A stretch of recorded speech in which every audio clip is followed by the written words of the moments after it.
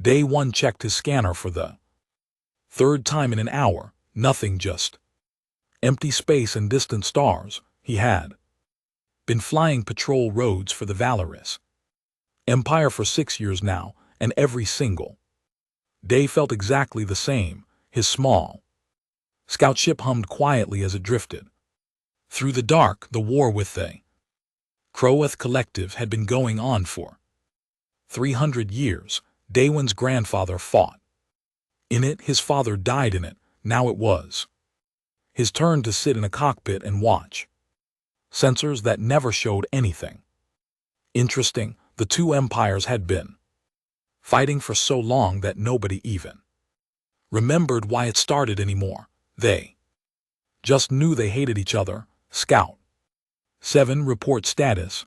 A voice crackled through his communication system. All clear. Command, Sector 9 is empty. Day 1 replied. He stretched in his seat and yawned. Another boring day in the Forbidden Zone, the area of space between both empires where neither side was supposed to go. Of course, both sides sent scouts there anyway. Everyone broke that rule. Day 1 was about to turn his ship around when his scanner beeped. He sat up straight. There was something out there. The reading made no sense, though. It wasn't a Valera ship. It wasn't a Croath ship either. The energy signature was completely different from anything he had ever seen. Command, I'm picking up an unknown contact. Permission to investigate. There was a long pause. Negative. Scout 7 returned to base immediately, but Day 1 was already curious. The reading was coming from a nearby planet, one that all the maps listed as dead and lifeless. He changed course slightly, just to get a closer look, just for a minute. Scout 7, did you copy? Return to base now. Copy that. Command, on my way.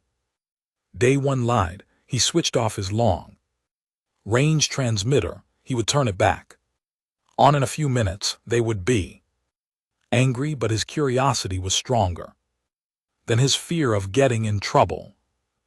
Planet grew larger in his window. It was gray and covered in craters. No atmosphere, no life, nothing. But his scanner insisted there was an energy source down there. Day 1 brought his ship lower, flying over the dead surface. Then he saw them, structures, ancient buildings half buried in dust. They were made from materials he didn't recognize, and their design was unlike anything from Thuras or Croath architecture. The buildings formed a circle around a central plaza, and in the middle of that plaza something was glowing. Day 1 landed his ship nearby.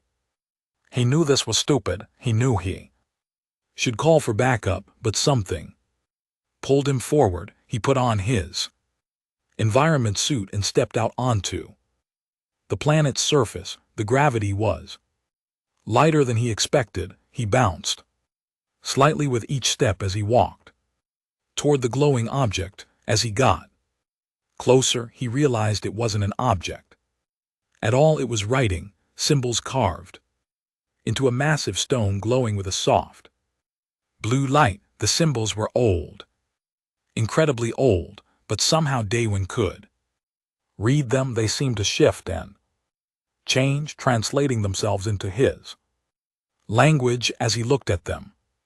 Warning to those who come after. The writing said, the sleeping guardians watch still. Those who walk between stars before memory shall return if you forget their lessons. War is the path to silence. Unity is the path to the stars. We were here. We loved you. We are waiting. Day 1 felt his skin turned cold inside his suit. What did this mean? Who wrote this? He took pictures with his suit's camera, documenting everything he could see. His communication system suddenly burst to life. All units, Croath fleet Detected entering the forbidden zone. This is not a drill. Day One's heart jumped. He ran back to his ship as fast as the low gravity would let him. He launched himself into space just as massive warships began appearing in the distance. Both Valthuris and Crowath fleets were arriving, and they were heading straight for each other. The space around him filled with ships. Hundreds of them. Both sides had sent everything they had. Energy weapons started firing, turning the darkness into a light show of death. Day One tried to dodge between the bigger ships, tried to find a way out. All scouts retreat to jump distance. Command was shouting now. Capital ships are engaging. Day One pushed his engines as hard as they would go. Behind him, massive vessels exchanged fire. Ships exploded into clouds of debris. The scale of the battle was bigger than anything he had seen before. This wasn't a small fight. This was both empires trying to destroy each other completely. He finally reached safe distance and jumped away to faster than light speed. But even as he escaped, he couldn't stop thinking about those words on the dead planet, those who walk between stars. Before memory shall return. On the other side of the galaxy, Hana sat in her small office reviewing old data files. She was an intelligence officer for the Crowath Collective, and her job was to find any advantage against the Valturas Empire. Most days this meant reading boring reports, but today she had found something strange. In the oldest archives there were references to something called the First Teachers. The records were damaged and incomplete, but they all mentioned the same thing. Long ago, before either the Valthuris or Crowath had ships or advanced technology, someone had come from the stars. Someone had taught them the ancient texts, called them Mans, or sometimes just the Tall Ones. They were described as strange beings who could do impossible things. They could move between stars without ships. They could heal any injury. They could create food from nothing. Hana had always thought these stories were just myths. Every civilization had creation legends, but the more she read, the more details she found. These stories appeared in hundreds of independent sources. They all described the same beings. They all used the same name. She pulled up a linguistic analysis program and ran the word human through it. The program searched for any mention of that word in all Crowath records. To her surprise, it found thousands of references. Most were dismissed as folklore, but some were different. There were astronomical charts showing a region of space beyond the galactic rim. Every chart had the same notation. The silent realm. Do not enter, they watch. From there, Hana felt a chill run through her body. Who watches, and why did both empires avoid that region of space? Her computer suddenly flashed. Red emergency alert. Full fleet deployment ordered. All personnel to battle stations. Hana looked at her screen in confusion. What was happening? Then she saw the reports. The Valthuras Empire had sent their entire fleet to the Forbidden Zone. The Crowath Collective was responding with everything they had. This was it. After 300 years, this might be the final battle. One empire would win, one would be destroyed.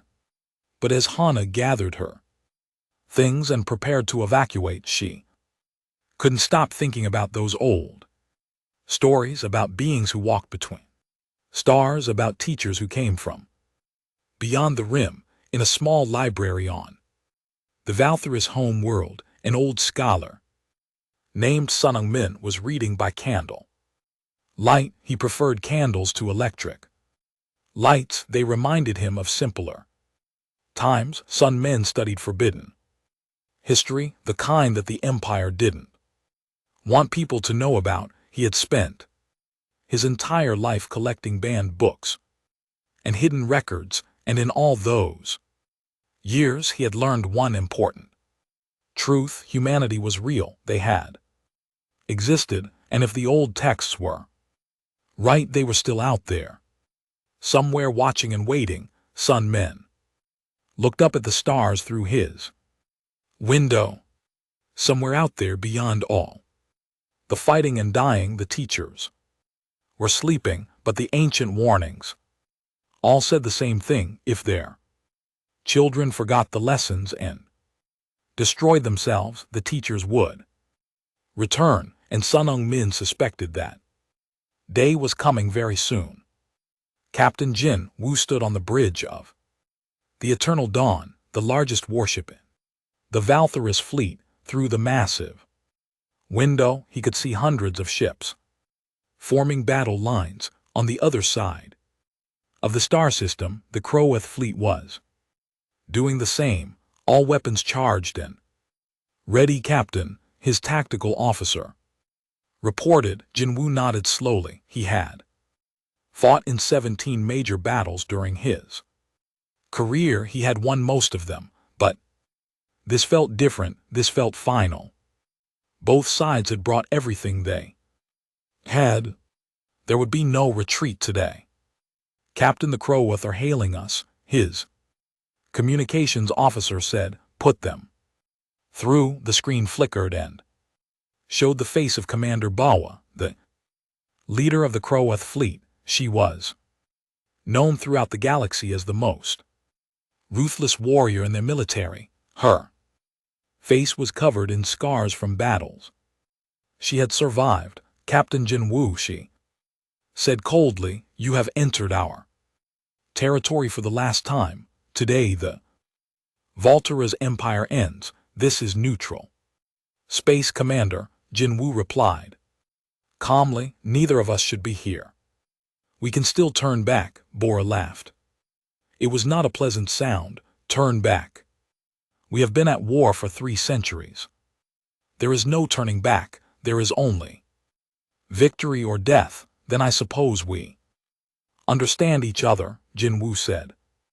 He closed the communication channel. He looked at his crew, young faces most of them. They had been training for war their entire lives. All ships prepare to engage. May the stars guide us.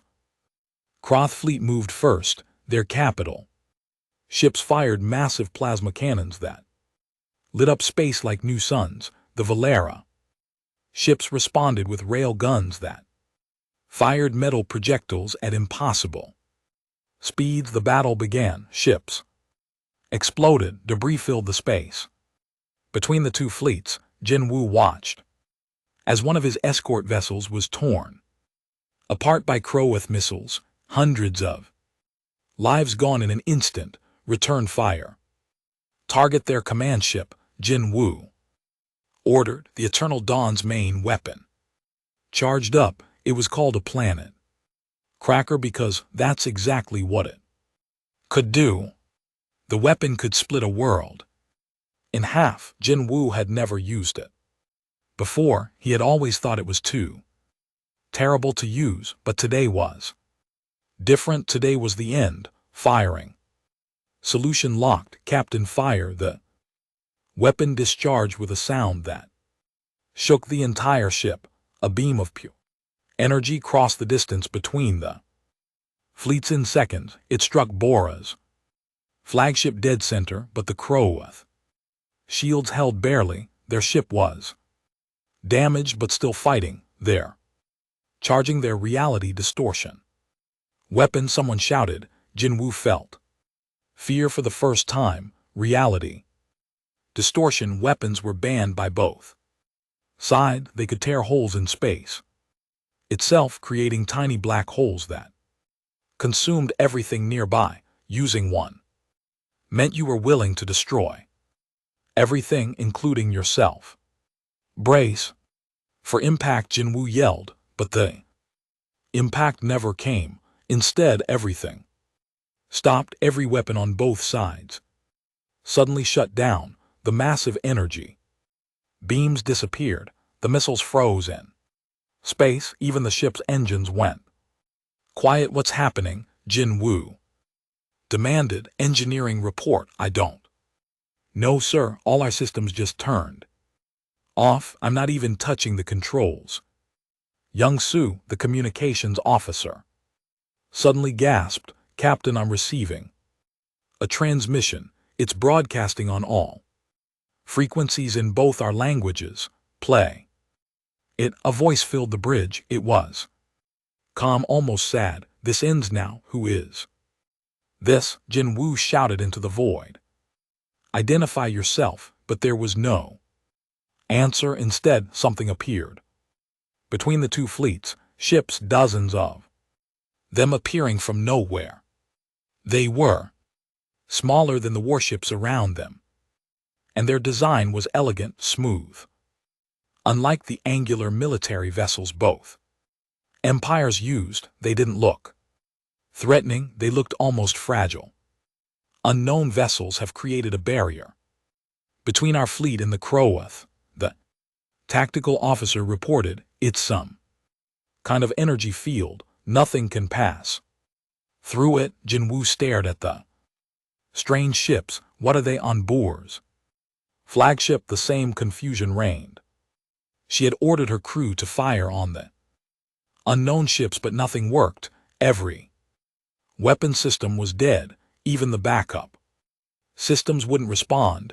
Commander, they're hailing us. Her communications officer said nervously. Put them through now. The screen showed something that made Boor's breath catch.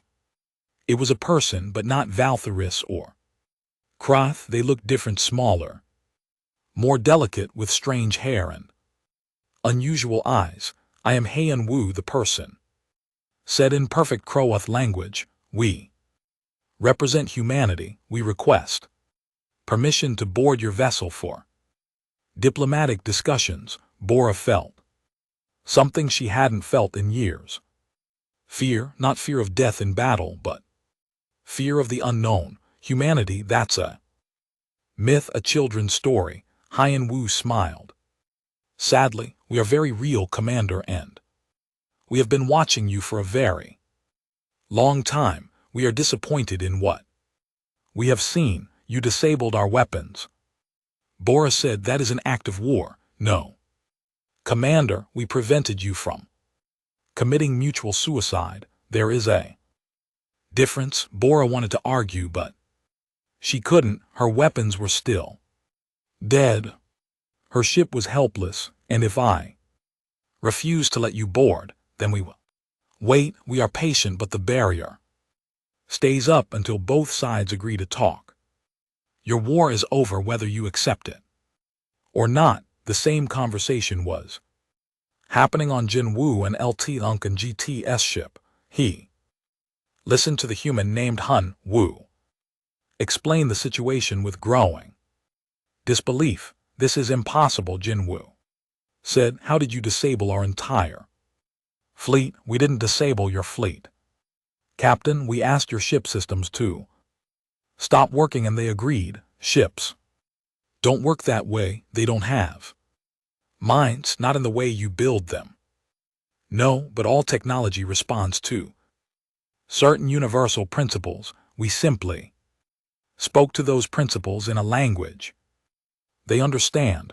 Jinwoo felt a headache forming. That makes no sense.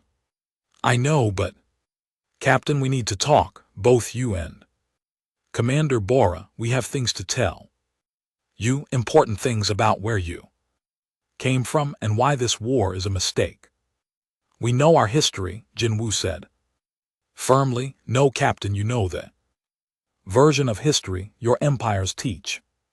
The truth is much older and much stranger. Please give us a chance to explain. Jinwoo looked around his bridge. His crew was watching him waiting for orders, but what orders could he give? Their weapons didn't work, their engines were dead. These humans, these myths made real, had defeated both empires without firing a single shot. Fine, Jinwoo said. You can board, but I'm warning you, if this is a trick, no tricks, Captain, just truth. That's all we offer. An hour later, Jinwoo and several of his officers stood in the docking bay as a small human shuttle arrived. The door opened and Hyen-woo stepped out, followed by 3 other humans. They were all small, barely reaching Jinwoo and LT Unk and GT's shoulder. They looked harmless, but Jin-woo had seen what their ships could do. Harmless was not the right word. Thank you for agreeing to meet, Yan-woo said. I know this is difficult, but it's necessary. Where did you come from? Jin-woo asked. The old texts say humanity disappeared thousands of years ago. We left, Hyen-woo said simply. We went beyond the galactic rim to give you space to grow. We thought, we hoped you would learn to live in peace. Instead, you learned to build bigger weapons. You're disappointed in us, Jin-woo said. It wasn't a question. Yes, very disappointed, but not surprised. Young civilizations often go through this phase. They discover power and immediately want to use it against each other. We did the same thing many thousands of years ago, and what stopped you? Hin-woo and LT Unk and GT's expression became sad. We nearly destroyed ourselves. We came within hours of making our entire world uninhabitable. That experience taught us wisdom. We hoped you would learn that same wisdom without having to suffer as we did. So you're here to save us from ourselves? Jin-woo asked with a touch of bitterness. We're here to give you a choice, Captain, but first you need to understand what you're choosing between. Come, Commander Bora is waiting. We need to show you both something important. Jin-woo followed the humans through his own ship, heading toward the main conference room. As they walked, he noticed how the humans moved. They were graceful, precise, and completely unafraid. They walked through a warship full of potential enemies like they were taking a casual stroll. In the conference room, Bora was already waiting. She glared at Jin-woo when he entered. So, we're both prisoners now, she said. You're not prisoners, Hyen-woo said patiently. You're guests. There's a difference. Then let us leave. Not until you hear what we have to say. Please sit, both of you. Jin-woo and Bora sat down on opposite sides of the table. They glared at each other with 300 years of hate between them. Hyen-woo stood at the head of the table and activated a holographic display. Stars appeared in the air above them. What I'm about to tell you will change everything you believe, but I promise you every word is true. This is the real history of your people. This is where you truly came from. The hologram zoomed in on a cluster of stars, and Hun-woo began to speak. Both empires sent delegates to the human flagship for what the humans called a history lesson. Captain Jin-woo represented the Valtherus Empire. Young officer named Sejin came with him, chosen because he was known for his open mind. From the Croath Collective came Commander Bora and her chief scientist, Unjai. The 4 of them sat in a large chamber on the human vessel. The walls were covered in displays showing stars, planets, and images they didn't recognize. At the front of the room stood a human named Taeyong. He was older than the other humans they had met, with gray in his hair and deep lines around his eyes. Thank you all for coming, Taeyong said. His voice was warm but carried weight. What I'm about to share with you is the true history of your civilizations, some of it will be hard to hear, some of it will make you angry, but all of it is true. And all of it is documented. I don't trust human documents, Bora said. Immediately, you could have faked anything. You're right, Taeyong agreed. Which is why we're not just showing you our records, we're going to show you your own. The displays came to life. Images appeared of ancient ruins, artifacts and writing in languages none of them recognized.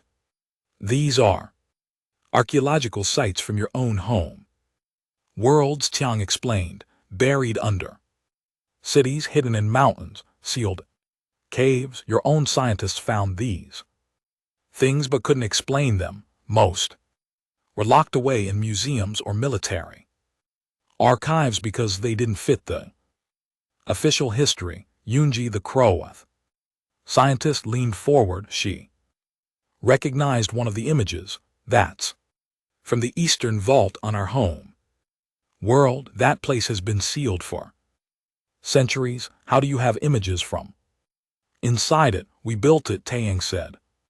Simply 12,000 years ago, we left messages for you to find when you were ready. You found them, but you weren't ready to understand them, so you locked them away. Lies, Bora hissed. Watch, Taeyong said. The display changed. It showed a planet green and blue, and beautiful, primitive beings walked on its surface. They looked vaguely like the Crowath, but smaller, less developed. This is your world, Commander Bora. 15,000 years ago, these are your ancestors. They had just discovered fire. They lived in caves and hunted with stone weapons. The image changed again. Now it showed ships descending from the sky, human ships. The primitive beings looked up in fear and wonder. We came to your world as explorers, Taeyang continued. We didn't know if we should make contact. We debated for years. Some of us said we should leave you alone, let you develop naturally. Others said we had a responsibility to help, to lift you up, to share what we knew. And what did you decide? Esjun asked quietly. We decided to help. We thought it was the right thing to do. The images showed humans walking among the primitive beings, teaching them, showing them how to grow food, build shelters, make tools. The primitive beings learned quickly. You were eager students, Taeyong said with a small smile. Both your species. We found the Valtharis ancestors on a different world. A few centuries later, they were at a similar stage of development. We taught them too. The images moved faster now, showing the progress of centuries. The primitive beings learned to build cities. They learned mathematics and writing. They learned to work metal and harness energy. We gave you everything, Taeyong said. Language, science, art, philosophy. We shared our culture and our knowledge freely. We wanted you to become like us. We wanted you to join us. Among the stars, Jinwoo watched the images with growing unease. He could see Valtharis architecture in those ancient cities. He could recognize the shapes and patterns of his own culture in those early buildings. But there was a problem, Taeyang continued, his voice becoming sad. We gave too much too quickly. You learned to use our technology, but you didn't understand it. You could operate the machines we gave you, but you couldn't build new ones. You became dependent on us. Images showed humans walking through cities of the young civilizations. Everywhere they went, people bowed to them, worshipped them, treated them like gods. We tried to stop it, Taeyang said. We told you we weren't gods. We were just older. We told you to stand on your own, to learn and grow without us, but You didn't want to, why struggle to learn when the humans could just give you the answers? Unjai felt her stomach twist. She could see where this was going. It took 5,000 years before someone asked the question. Taeyang said, if humans were so great, why did they rule over you? If humans had given you everything, didn't that mean you were slaves? Weren't you just pets to amuse your masters? The images showed protests, riots, young civilizations rising up against their teachers. We tried to explain that we weren't your masters. We tried to show you that you were free, but by then it was too late. You had convinced yourselves that we were oppressors, that you needed to overthrow us to be truly free. Bora watched the images with growing understanding. There was a war, yes, Taeyang said quietly, a terrible war. 300 civilizations united against humanity. You had our weapons, our ships, our technology. You thought you could win. The images showed massive space battles, planets burning, stars going dark. It lasted 3 years, Taeyang said. In that time, 1.7 trillion beings died. Entire worlds were sterilized. 3-star systems collapsed. It was the worst war in galactic history. Who won? Sejun asked, though he already knew the answer. We did. Of course we did. We had 10,000 years more experience than you. We knew secrets of technology and warfare you hadn't even imagined. We could have destroyed all of you in a week if we wanted to, but you didn't. Jinmu said, no, because we loved you.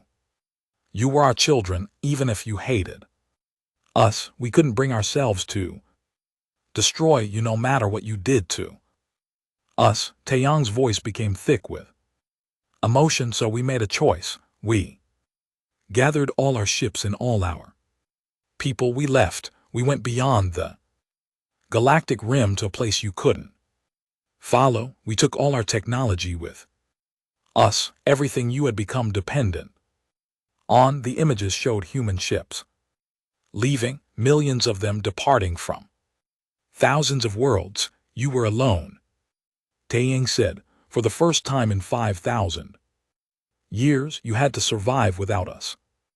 Many civilizations collapsed, many died out completely, but some survived. You survived, both of you. The images showed the Valkis and Kroth slowly rebuilding, rediscovering technologies, learning to stand on their own. We watched from far away. We saw you struggle and grow. We saw you slowly become independent. We were proud. We thought maybe finally we had done the right thing. Then why are you back? Bora demanded. Because you're about to destroy yourselves, Taeyang said bluntly. In the past 300 years, you've been at war with each other. You've forgotten everything we tried to teach you about cooperation and unity. You've turned all your intelligence and creativity toward destruction. He brought up new images, battle reports, casualty figures, destroyed worlds, 70 billion dead in 3 centuries, 12 worlds made uninhabitable, resources that could have been used to explore the galaxy, to advance your civilizations, to make life better for everyone. All of it wasted on war. Yoonji looked at the numbers and felt sick. She had known the war was costly, but seeing it all laid out like this, seeing the total waste, was overwhelming. We tried to stay away, Taeyang said. We promised ourselves we would let you make your own choices, even if those choices led to your destruction, but we couldn't watch anymore, not when the war was about to escalate to the point where both your civilizations would be wiped out. You're saying we were about to destroy each other? Jinwoo asked. Yes, both sides were preparing to use their most Destructive weapons, reality distortion. Devices, stellar destabilizers, weapons. That would have killed everything in this entire star sector. You were hours away from mutual extinction, Si-jun felt. His hands shaking. I didn't know it was that close. Your leaders knew, they just didn't care anymore. 300 years of hate had made them willing to die if it meant their enemies died too. Bora stood up. Suddenly, this is all very dramatic, but what's your point? You're here to save us. You want us to be grateful? No. Taeyang said, we want you to save yourselves. We're just here to give you the chance. He waved his hand and the images changed again. This time they showed DNA sequences, genetic maps, complex scientific data. This is proof. Taeyang said, genetic evidence showing that both your species were engineered by humans. Your DNA contains markers that only exist because we put them there. This isn't a story or a myth. This is science. This is fact. Yoonji stood up and walked closer to the displays. She studied the genetic sequences with expert eyes. She ran calculations in her head, and slowly her face went pale. It's real, she whispered. This is real. We were created by them. No, Bora said firmly. This is impossible. We evolved naturally. Our scientists proved it. Your scientists proved you evolved, Yoonji said, her voice shaking, but they never explained the gaps in the fossil record, the sudden jumps in capability, the genetic sequences that shouldn't exist in nature. We ignored those anomalies because we couldn't explain them. She turned to Taeyang. But you can explain them because you caused them. You altered our ancestors' DNA. You guided our evolution. You made us what we are. Yes, Taeyang said simply. Sejun looked at Jinwoo. The captain's face was gray. Commander Bora left the meeting feeling angry and confused. The humans had told impossible stories about ancient history and claimed both empires were created by them. She didn't believe a word of it. They're liars, she told her officers. When she returned to her flagship, they want us to surrender without a fight. They're using psychological warfare. But Commander, one of her junior officers said carefully, they did disable our entire fleet without firing a shot. Maybe they're telling the truth. Don't be stupid, Boras snapped. They just have technology we don't understand yet. That doesn't make them gods. That doesn't make their stories true. She sat in her command chair and thought hard. The humans had ships, small ships. If she could capture one and study it, the Croath Collective could learn their secrets, then these so-called humans would lose their advantage. Navigator, plot a course to intercept the nearest human vessel, she ordered. Tactical, prepare boarding teams. We're going to capture one of their ships, but Commander, our weapons are still offline. We don't need weapons. We'll use boarding pods and take the ship by force. These humans are small and weak-looking. Our soldiers will overpower them easily. Menno, Bora's chief strategist, stepped forward. Commander, I advise against this action. We don't know what these humans are capable of. They're capable of making ships invisible and disabling our systems, Boa said, but they haven't hurt anyone. That means they're either weak or afraid to fight. Either way, we can take advantage of it, or it means they're showing restraint, Mo said. Quietly, restraint is weakness. Proceed with the plan. 10 Croath boarding pods launched from the flagship. They were designed to latch onto enemy vessels and cut through the hull. Bora watched on her screen as they approached the nearest human ship. The human ship didn't run, it didn't even move, it just floated there waiting. Target acquired, boarding in 30 seconds. The boarding team leader reported. Then something happened that Bora couldn't explain. Every Croath ship within the battle group suddenly went dark. Not just weapons this time, everything, life support, gravity, lights, communications, everything shut down completely. Bora felt herself floating in zero gravity as the artificial gravity failed. Emergency lights flickered on, casting everything in red light. Report, she shouted, but there was no answer. The communication systems were dead. She couldn't contact anyone. Through her window she could see the same thing happening to every Croath ship, hundreds of vessels floating dead in space. Then just as suddenly, everything came back on. Gravity returned, lights blazed to life. Systems rebooted, a communication came through from the human ship. It was Hyan Wu again. He looked sad. Commander Bo, we disabled your fleet for 3 seconds. In that time you were completely helpless. Every person on your ships could have died. We could have destroyed you all without effort. Bora felt her face burn with shame and rage. But we didn't, Yan Wu continued, because we don't want to hurt you. We want you to understand. Please stop trying to fight us. You can't win. This isn't a threat. It's just reality.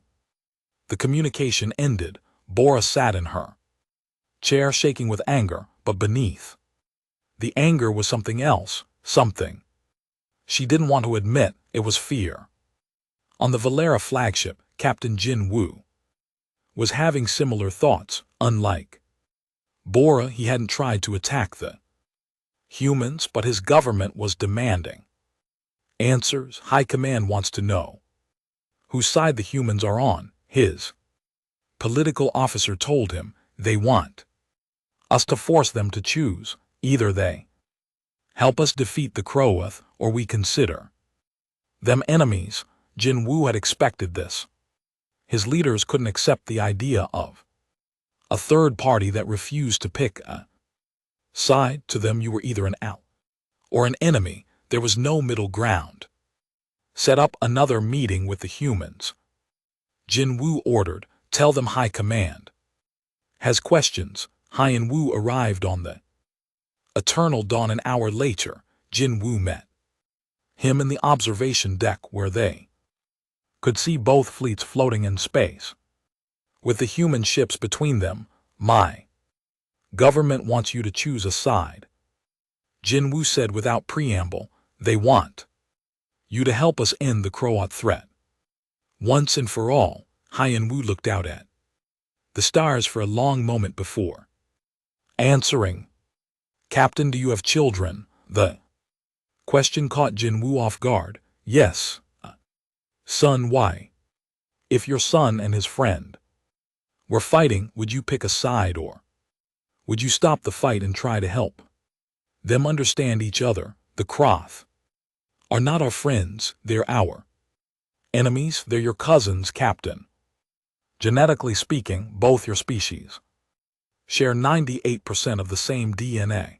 You're almost identical. You're more similar to them than you are different. Jin Wu felt anger rising. That's impossible. We're nothing like them. You're exactly like them. That's why you've been fighting for so long. You both want the same things. You both think you're superior. You both refuse to compromise. So you're saying this war is our fault. Both sides equally. I'm saying this war is pointless, Hyan Wu said gently, and if you force us to choose, we choose neither of you. We won't help either side destroy the other. We're here to stop the destruction, not assist it. Then you're useless to us, Jin Wu said. Perhaps, but let me show you something.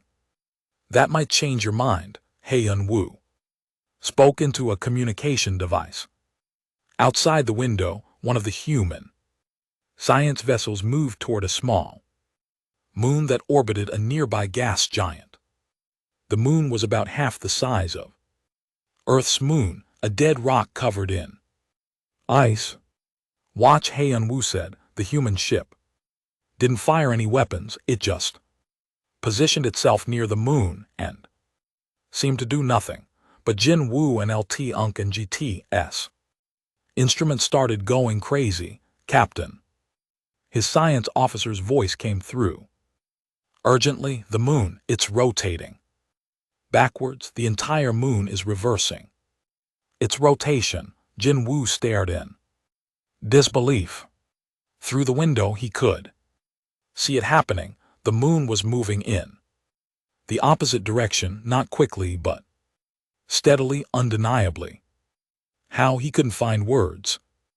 Gravitational manipulation, Hun Woo explained calmly. We're using controlled gravity fields to alter the moon's angular momentum. It requires approximately 1.3 asterisk 10^23 joules of energy to accomplish. A V-Thura's engineer named Jiwon was monitoring from the bridge. She ran the calculations on her computer and felt her blood turn cold. Captain, that's more energy than our entire empire generates in a year. They're using it casually, like turning on a light. The moon completed its rotation reversal, then slowly began spinning in its original direction. Again, the human ship moved away, leaving the moon exactly as it had been before, undamaged and unchanged. We're not showing off, Captain, Haeun Woo said. Quietly, we're trying to help you understand. The technology gap between us isn't just large, it's so vast that fighting us would be meaningless. We can do things you consider impossible. We can manipulate fundamental forces of nature like you manipulate pieces on a game board. Jinwoo sat down slowly. His legs felt weak. Why, he asked, why show us this? Because you need to understand that we're not asking you to stop fighting because we're kind and peaceful. We're asking because we have the power to make you stop, and we'd prefer not to use that power. We want you to choose peace on your own, and if we don't, then we'll make the choice for you. We won't destroy you, but we won't let you destroy each other either. Ji-Yun left her station and approached Jin Woo. She had been listening to everything. Captain, I've been analyzing their ship movements, their energy signatures, everything we've observed. Sir, this isn't just advanced technology. This is technology from a civilization that's thousands, maybe millions of years ahead of us. 12,000 years ahead, actually, Haeun Woo said. We're not gods, we're just much, much older. We've had time to learn things you haven't discovered yet. Like what? Ji-Yun asked, her scientific curiosity overcoming her fear. Like how to travel faster than light without ships, like how to convert energy into matter and matter into energy with perfect efficiency, like how to read the quantum state of any particle in the universe and know exactly where it is and what it's doing. Ji-Yun's eyes widened. That last one is impossible, quantum mechanics says. Quantum mechanics, as you understand it, is correct but incomplete, Haeun Woo said. There are layers beneath what you've discovered, deeper principles that govern how reality works. Once you understand those principles, many impossible things become simple. Teach us, Ji-Yun said suddenly. If you know so much, teach us how to do these things. Haeun Woo smiled, but it was a sad smile. We tried that once 12,000 Years ago, we taught your ancestors. Everything we knew, we gave them. Technology, art, philosophy, science, we tried to uplift them too quickly. What happened? They grew dependent on us. Then they grew resentful. Then they decided they didn't want teachers anymore. They wanted to be free, so they attacked us, trying to destroy the ones who had given them everything. The observation deck was silent. Jin Wu and Ji-Yuan both stared at Haiyan Wu. We won that war easily, Haiyan Wu continued. But it broke our hearts. We realized our mistake. We had given too much too fast. We had made you into children who would never grow up, so we left. We went away and let you develop on your own, hoping you would mature naturally. And instead we spent 300 years killing each other, Jin Wu said quietly. Yes. And now we're back, not to rule you. The news spread across both empires like wildfire. Humanity was real. They had created both civilizations. They had returned and they were stopping the war. But not everyone was happy about it. On the Valera's home world, people gathered in the streets. Some celebrated, others protested. The government was in chaos, with different factions arguing about what to do. We should welcome them, some leaders said. They're our creators, our parents. We should fight them, others argued. They abandoned us. They have no right to come back and tell us what to do. We should negotiate. Still others suggested, find out what they want and see if we can work together. Captain Jin Wu and Sejin stood in the Grand Council chamber, presenting the evidence they had brought back: genetic data, archaeological proof, historical records, everything Taeyang had shown them. An old council member stood up. Even if this is all true, what right do they have to interfere in our affairs? We are our own people now. We don't need parents anymore. They're not trying to be our parents, Sejin said. They're trying to stop us from committing suicide. There's a difference, is there? Another council member challenged. They disabled our fleet. They made our weapons useless. They're controlling us, just like they did 12,000 years ago. Jin Wu stepped forward. I've seen what they can do. I've watched them reverse the rotation of a moon using less effort than we used to boil water. If they wanted to control us, we'd already be controlled. They're showing restraint. For now, someone muttered. What happens when we refuse to do what they want? Nobody had an answer to that. On the Croeth home world, the situation was even worse. Commander Bora had returned, expecting to be treated as a hero. Instead, she was arrested. You let the enemy disable our fleet, the High Command accused. You surrendered. Without a fight. I didn't surrender. Bora protested. I negotiated with a superior force to prevent our extinction. You believed their lies about creating us. You fell for their propaganda. Yunji tried to help by presenting the scientific evidence. She showed the genetic markers, the archaeological data, the mathematical proof that both species had been engineered, but the High Command didn't want to hear it. You're a traitor, they told her. You've been corrupted by human lies. They locked both Bora and Yunji in a military prison, but they couldn't lock away the truth. The evidence spread through Croat society. Scientists studied it, teachers discussed it, young people debated it in schools and meeting halls, and slowly 3 factions formed in both empires. The first faction wanted peace. They believed the humans were right. The war needed to end. They should work together with the Vithuris Empire and build a better Future, these were mostly young people. Scientists and those tired of fighting. The second faction wanted independence. They didn't trust the humans, they wanted both empires to unite against humanity, to stand together and tell these ancient beings to leave them alone. These were mostly moderates who valued freedom above all else.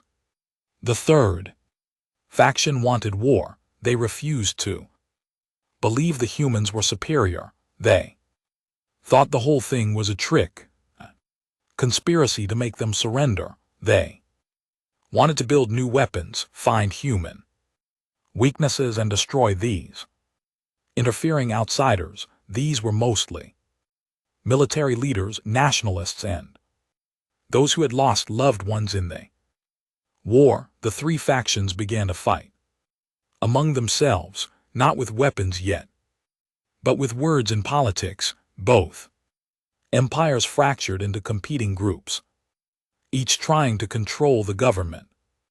On the human flagship, Jung watched it, all with concern. He was the leader of the human expedition, and the weight of responsibility pressed down on him like a physical force. It's falling apart. Hien Wu reported, both empires are on the edge of civil war. Some want peace with us, some want independence from us. Some want to attack us. What do you recommend? Jung asked. We should leave. We're making it worse by being here. If we leave, they'll destroy each other. If we stay, they'll never learn to stand on their own. We'll repeat the same mistake we made 12,000 years ago. Jung rubbed his tired eyes. There has to be a middle path, something between abandoning them and controlling them. But before they could decide, the radical faction made their choice for them on a hidden military base in the Crowath Collective.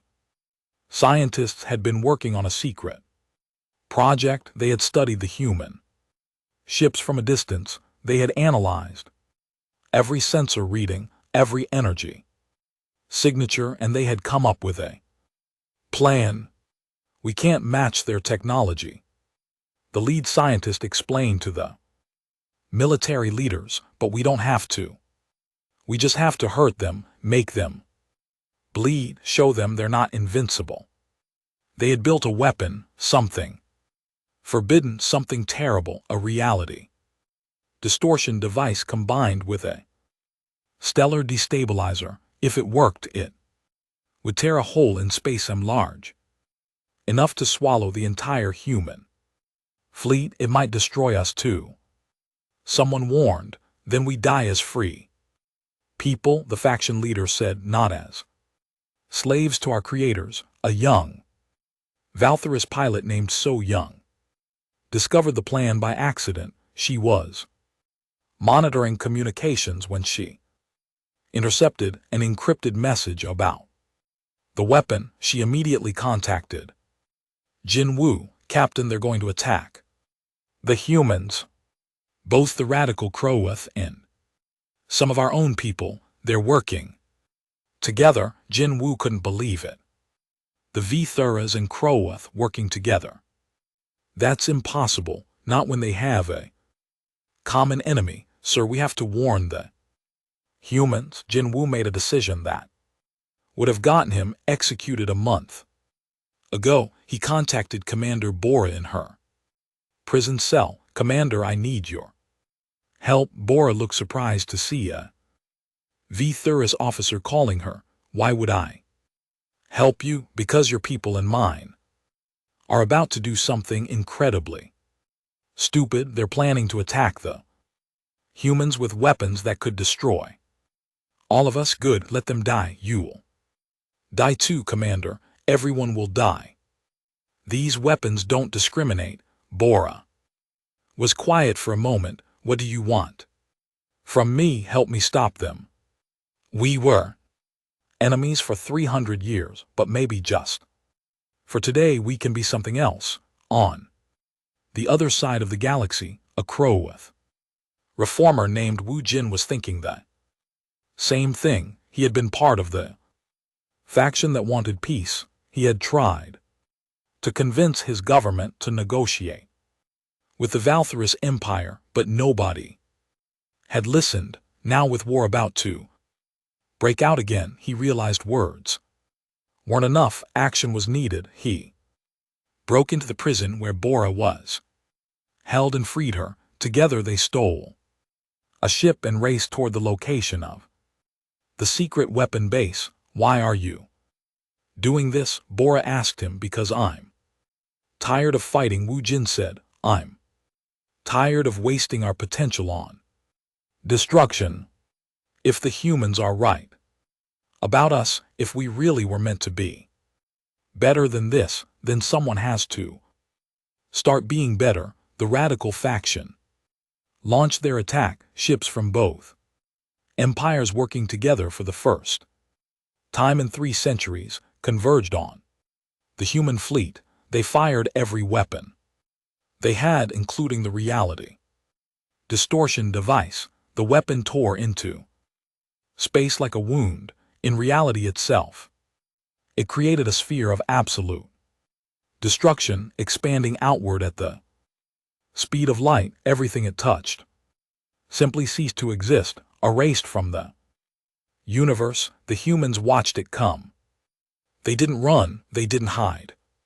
Instead, Jae-sung gave a simple order: fix it. What happened next would be remembered for thousands of years. Humans didn't fight the weapon, they rewrote it.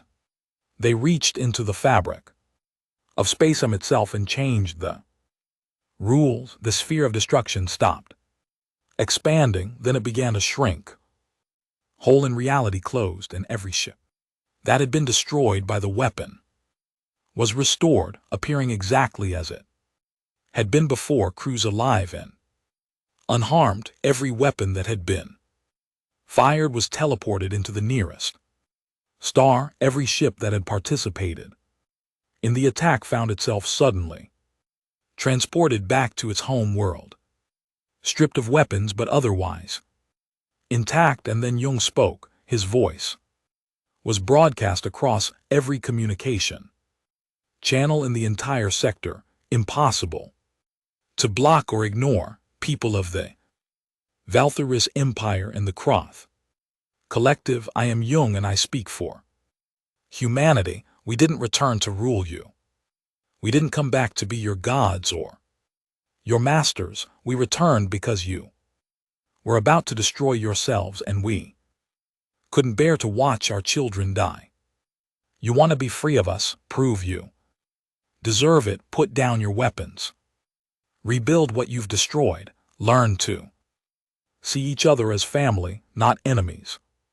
Learn to use your gifts for creation instead of destruction. Do that, and we'll leave again. We'll watch from far away, hoping that one day you'll join us as equals among the stars, not as our servants or our students, but as our peers, as our partners in exploring this vast, beautiful universe. And but know this: we will not let you annihilate each other. That is not freedom, that is suicide, and we love you too much to watch you die. The broadcast ended.